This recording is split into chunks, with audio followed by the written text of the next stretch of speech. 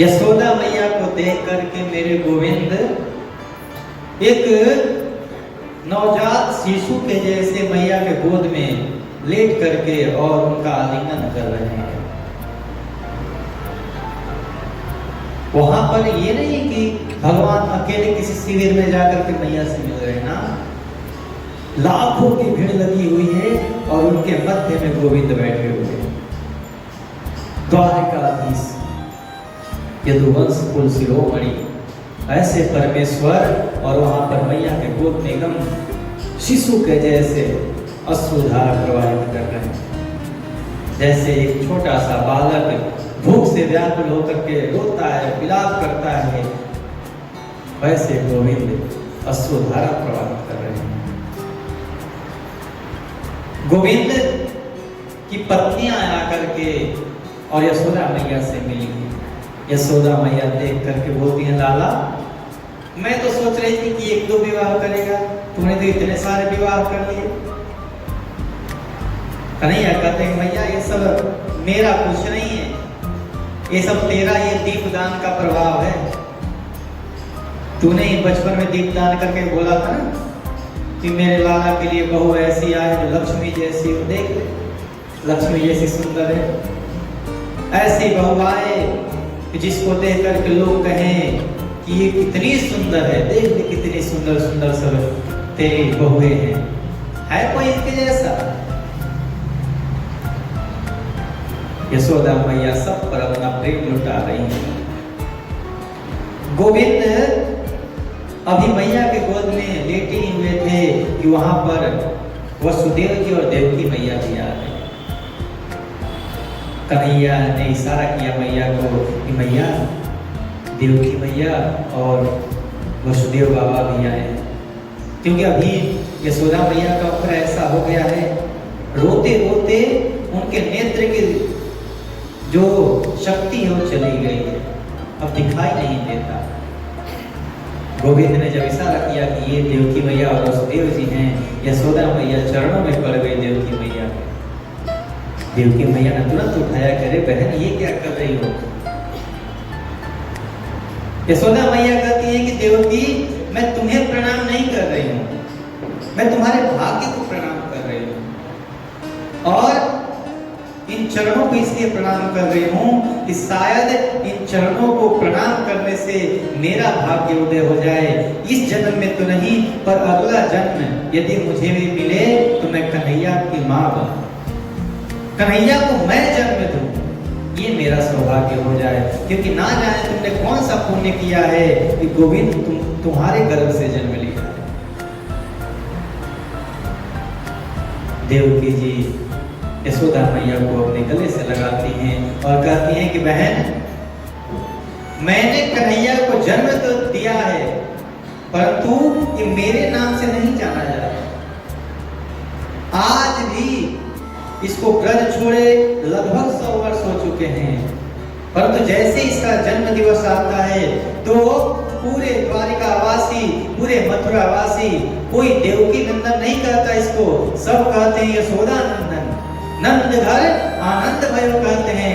कोई ये नहीं कहता कि वसुदेव घर आनंद भयो।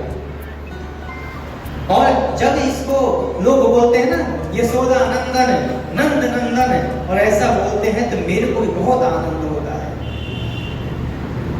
और रही चरण छूने की बात, तो मुझे आपके चरण छूना चाहिए कि आपने मेरे लाला को 11 वर्ष 56 दिन तक अपने पास रखा, इसको माँ की कमी महसूस नहीं होने दी, क्योंकि मैं तो इसके पास थी नहीं।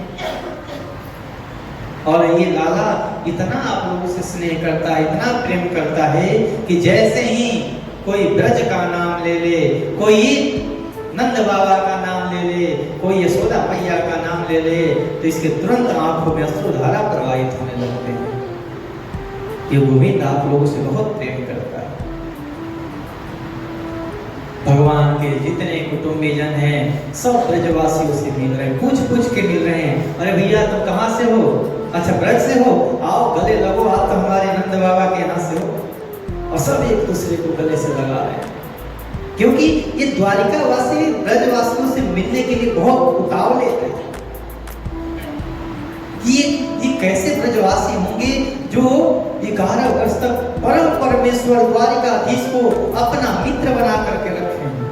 और मित्र तो छोड़िए, भगवान के ऐसे ऐसे मित्र हैं, भगवान को घोड़ा बनाकर उनके पीठ पे चढ़ जाते हैं कि तो होगा जहां का भगवान होगा वहां का होगा, यहाँ का तो एक ग्वाला है, चल बन। जब तक भगवान घोड़ा नहीं बनते तब तक उनको खाने के लिए नहीं देते हैं। और गोपियां वो तो कहती है कि पहले नृत्य करके दिखाओ तब तुम्हें छाछ देंगे। छछिया और छाछ पे नाच नचाए, खूब नाच नचाए। सारे ज्ञान ब्रज में धरे के धरे रह जाते हैं।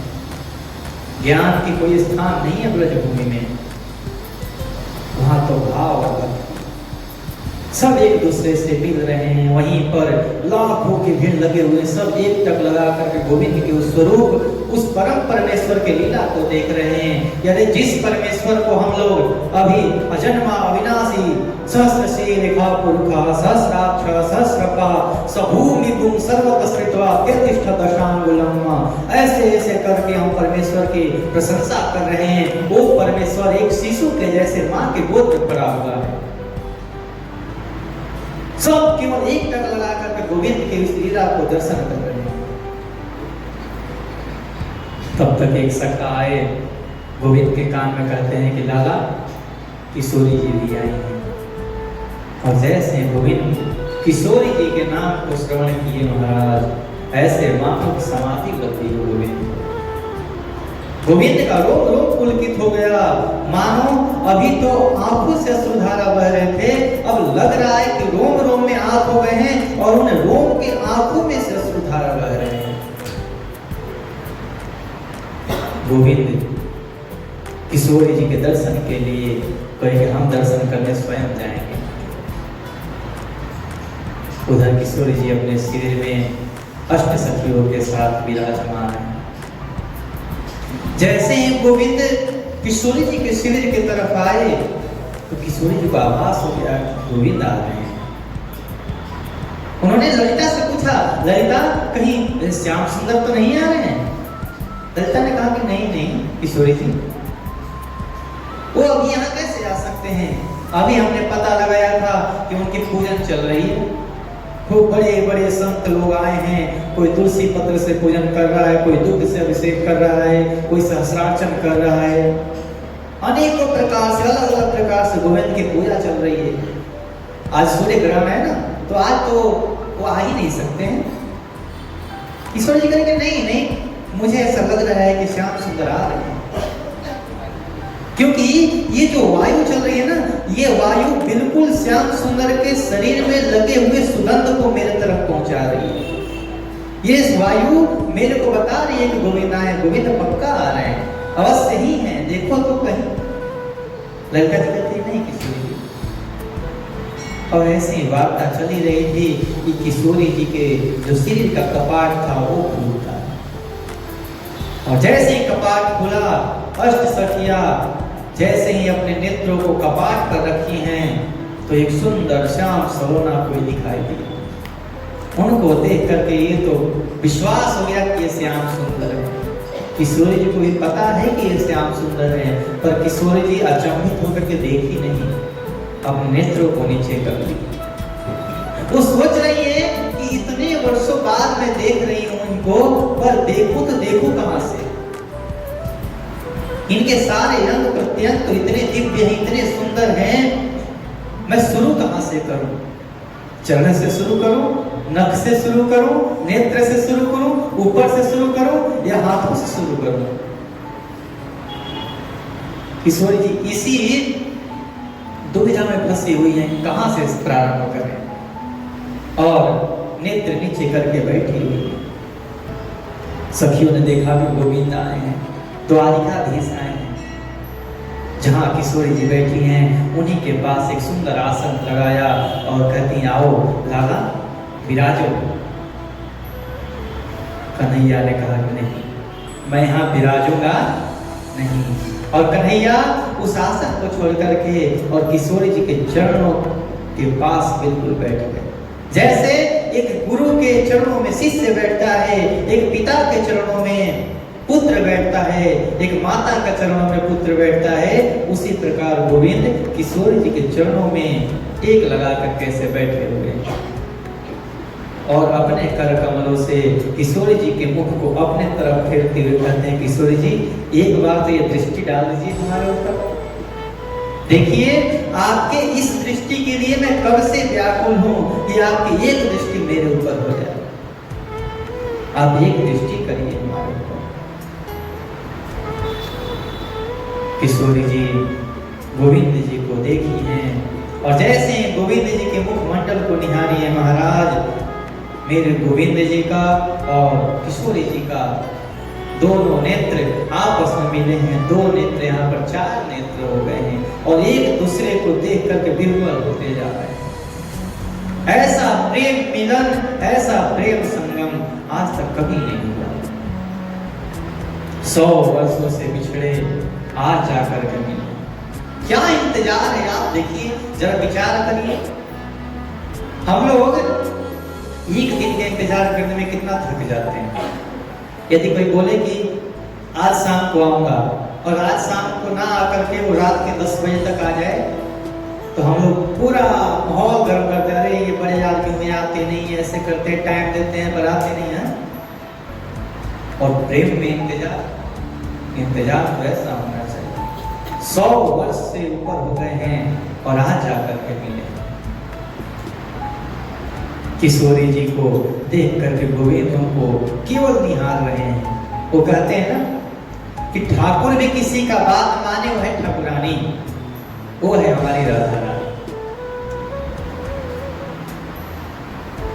आज गोविंद किशोरी जी के साथ यहीं पर देखिए एक रास हुआ ब्रज में, जिसको हम लोग महाराज कहते हैं। वहां पे तो करोड़ों गोपियां आई थी और भगवान ने करोड़ों स्वरूप बनाए थे और यहाँ पर भी एक रास हुआ है। आज जो अष्ट सखियां हैं ये गोविंद का श्रृंगार की हैं। कैसा श्रृंगार की हैं कि जैसा वहां ब्रज में रास में किया था। बेल पत्तों का श्रृंगार किया है, वहीं टेढ़ा सा जरी का पगड़ी बांधा है, सुंदर स्वरूप बनाया है। और आज गोविंद अष्ट सखियों के साथ और किशोरी जी के साथ वहां पे रास कर रहे हैं। किशोरी जी कहती हैं कि हे श्याम सुंदर, आज आपसे कुछ मांगना चाहती हूँ। कन्हैया ने कहा कि किशोरी जी आप कुछ मांगना चाहती हैं, आप मांग लीजिए, जो आपको मांगना है मांगिए। अरे आपके लिए कुछ मना थोड़ी है, आप मांगिए तो सही। जीवन में आप पहली बार तो कुछ मांग रही हैं हमसे। किशोरी जी ने कहा कि देखो लालन, जब आप ब्रज से आए थे तो मेरे से कह के आए थे कि हे किशोरी जी, मैं यहाँ से तो जा रहा हूँ पर मुझे एक वचन चाहिए कि आपकी आंखों से अश्रु धारा ना। और हे गोविंद, आपके इसी वचन को पालन करते करते आज 100 वर्ष से अधिक हो गए हैं और देख लो इन नेत्रों में अश्रु धारा नहीं है। अश्रु का एक भी बूंद मैंने भूमि पर गिरने नहीं दिया, क्योंकि आपने कहा था कि यदि आपके आंखों से अश्रुधारा भूमि पर गिर गए, उसी समय हम अपने लीला को संवरण करके और चल देंगे यहाँ से। इसलिए हे नाथ, मैं अभी तक अपने अश्रुधारा को रोकी बैठी हूँ और ये अश्रुधारा बूंद बूंद बूंद बूंद करके मेरे हृदय में एक सरोवर बना लिए और सरोवर से वो न जाने कब नदी बन गए और नदी से कैसे समुद्र बन गए हैं। अब उस समुद्र को रोका नहीं जा रहा। अरे ये तो वही हो गई दशा कि जब पूर्णिमा के चंद्रमा को देख करके और समुद्र लहर डाले। आज श्याम सुंदर को देखे और ये समुद्र को प्रवाहित न कर सके। गोविंद, जब से आप ब्रज को छोड़ के आए हो, ना मैं अपने आंखों से अश्रुधारा का एक भी बूंद भूमि पर गिरने दिया है और ना तब से मैं सोई हूं। किशोरी जी तब तक सोई भी नहीं है। ये दोनों अनुमति मैं आपसे चाहती हूँ कि आज इन आंखों से अश्रुधारा प्रवाहित कर लेने दो और आज मुझे थोड़ा सा विश्राम कर लेने दीजिए, थोड़ा सा सो लेने दीजिए। और ये कह करके और गोविंद के सन्मुख किशोरी जी की आंखों से ऐसे अश्रुधारा प्रवाहित होने लगे कि मानो सभी तीर्थों का जल आकर के मैया किशोरी जी के नेत्रों में बस गए हैं। सारे अश्रुधारा प्रवाहित हो रहे हैं। उस अश्रुधारा से गोविंद के पूरे मस्तक को भिगो दिए किशोरी जी। और कन्हैया वहीं पे हैं, कन्हैया के काली कमरी लेकर के और किशोरी जी वहीं पर सहने के लिए चल रहे हैं। और कन्हैया कहते हैं कि ठीक है, अब मैं जाना चाहता हूँ यहाँ से, अब जल्दी ही मिलेंगे। वैसे तो मैं नंद नंदन बन करके निरंतर आपके साथ रहता हूँ, परंतु अब कुछ लीलाएं शेष रह गई हैं, इसको मैं पूर्ण करके और आपसे मिलूंगा फिर वहीं ब्रज में। मैं वैकुंठ नहीं जाऊंगा। अरे क्या रखा वैकुंठ, जो है सो है वहां पे। मैं तो निरंतर आपके साथ ब्रज में ही रहूंगा और वहां पर नित्य ही ऐसे रास करते रहेंगे। आज भी माना जाता है कि जो निधि वन है वहां पे रास निरंतर चलते रहते हैं, निरंतर। और कन्हैया किशोरी जी से विदा लिए हैं, वहां से चल दिए हैं। इधर किशोरी जी अपने काली कमरिया को लेकर के जो कन्हैया का है उसको ओढ़ करके थोड़ी विश्राम की। कन्हैया अपने भवन को आए हैं। इधर जब भगवान के पटरानियों को पता चला कि किशोरी जी आई हैं, उनके भी मन में उत्कंठा हुई कि चल करके मिलते हैं उनसे। सुना है बहुत सुंदर है, जिनका गुणगान कन्हैया करते हैं। अरे जिनकी पत्नी लक्ष्मी जैसी हो, हैं? साक्षात लक्ष्मी। रुक्मिणी जी कौन है? लक्ष्मी है। और लक्ष्मी जी का रहते हुए किशोरी जी का गुणगान करना, उनके सौंदर्य का वर्णन करना, रुक्मिणी जी भी सोचती हैं ये कैसे होंगी जिनका गुणगान किशोरी जी कर, जिनका गुणगान श्याम सुंदर कर रहे हैं। एक बार चल के दर्शन तो करें। भगवान की पटरानियां किशोरी जी के दर्शन के लिए गई हैं। शिविर पूछते पूछते पहुंचे हैं वहां पर। जैसे शिविर के दरवाजे पर पहुंची, एक सुंदर दिव्य युवती ऐसी कन्या बैठी हुई है, जिसको देख करके उनको लगा इतनी सुंदर, उनके चरणों में पड़ गई। हे किशोरी जी, आपके चरणों में कोटि सा नमन है। हम आपको अभी तक तो सुने थे, परंतु आज देख लिए ये आप कितनी सुंदर हो। तो कहती है कि आप कौन हैं? तो हम द्वारिकाधीश की पटरानियां हैं। बोली कि देखिए आप थोड़े से गलत मार्ग में चल रहे हैं। मैं किशोरी जी नहीं हूँ, मैं तो उनकी दासी हूँ। मैं ललिता हूँ। किशोरी जी तो भी अंदर है, अंदर। अब बताइए कि जो किशोरी जी की दासी हैं, जो किशोरी जी की सखी हैं, उनको देख करके इनको किशोरी जी का भास हो गया। इतनी सुंदर है ललिता जी, और ललिता जो से सहस्र गुना ज्यादा सुंदर है हमारी किशोरी जी। ललिता कहती है कि अंदर किशोरी जी बैठी हैं, जाकर अंदर दर्शन करिए। उनको लगा कि वाह, अब समझ गए कि किशोरी जी कितना सुंदर होंगी। और जिनको देख करके लक्ष्मी भी त्राहिमाम कर देती है कि बस मैं नहीं हूं, वो किशोरी जी कितना सुंदर होगी। किशोरी जी के पास अंदर ललिता जी लेकर करके गई हैं, कही हैं कि किशोरी जी श्याम सुंदर की पटरानियां आई हैं आपसे मिलने के लिए। जैसे ही राधिका जी ने सुना कि श्याम सुंदर के पटरानियां आई हैं, तुरंत उठकर बोली कि बुलाइए ना उनको, बुलाइए। भगवान की पटरानियां किशोरी जी के दर्शन करके अपने आप को ऐसे गौरवान्वित महसूस कर रही हैं। अब उनको ऐसा लग रहा है कि अब श्याम सुंदर को छोड़ करके हम भी यहीं रह जाएं। किशोरी जी से कहती हैं कि किशोरी जी अब हम नहीं जाएंगे, अब रहे श्याम सुंदर अपना द्वारिका में, हम तो यहीं आपके साथ रहेंगे। किशोरी जी कहती है कि नहीं, ऐसी बात नहीं है, आप लोगों को जाना चाहिए अपने स्वामी के यहाँ। अब जब किशोरी जी के पास पहली बार मिलने गई हैं तो बोले कि क्या दे, तो दूध लेकर के गए थे कि किशोरी जी कुछ खाती पीती तो है नहीं, जब से श्याम सुंदर गए हैं अन्न का तो त्याग ही कर रखा है। तो दूध लेकर के गई कि किशोरी जी ये आप आई हैं तो दूध पान कर लीजिए। किशोरी जी ने कहा कि नहीं, अभी इच्छा नहीं है दूध पीने का, हम अभी दूध नहीं पान कर सकते। तब तक भगवान के पटरानियों के मुख से निकल गया कि ये दूध कन्हैया नहीं भेजा है, ये गोविंद ही भेजे हैं आपके लिए। और जैसे ही उन्होंने सुना ये दूध गोविंद ने भेजा है, तुरंत उसको अपने दोनों हाथों से लिया और पान कर गए। ये भी नहीं देखा कि दूध गर्म है कि कैसा है, कि उबला हुआ है कि नहीं है, और दूध बिल्कुल गर्म था महाराज, और दूध तुरंत पान कर गए। भगवान की पटरानियां वापस भवन में आई हैं और उलाहना देने जा रही है कन्हैया के पास कि किशोरी जी आई थी, आपने हमसे मिलाया नहीं। तब तक देखती हैं कि गोविंद अपने सैया पर पड़े हुए हैं और उनकी चेहरे का रंग बिल्कुल उड़ा हुआ है, ऐसा लग रहा है उनको ज्वर हो गया। उनकी पत्नी आकर के देखती है, उनके शरीर को स्पर्श करके देखती हैं कि अरे आपका ये तबीयत खराब कैसे हो गया, क्या हुआ बताइए, कहीं बाहर गए थे, कहीं कुछ हुआ? तब तक चरणों की तरफ देखती हैं कि चरणों में तो छाले पड़े हुए हैं गोविंद के।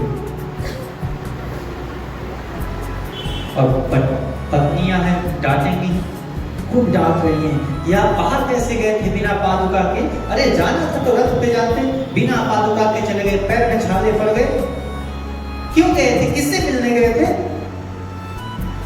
कन्हैया कहते हैं कि देखो मैं कहीं भी धूप में नहीं गया और ये छाले मेरे चलने से नहीं पड़े हैं, ये छाले देने वाले आप ही हो। कहती है कि हम हैं, लेकिन हाँ, अरे जब अभी आप किशोरी जी के पास गई थी और उनको गर्म गर्म दूध पिला दिया, उसी दूध का प्रभाव है कि मेरे चरणों में छाले पड़े हैं।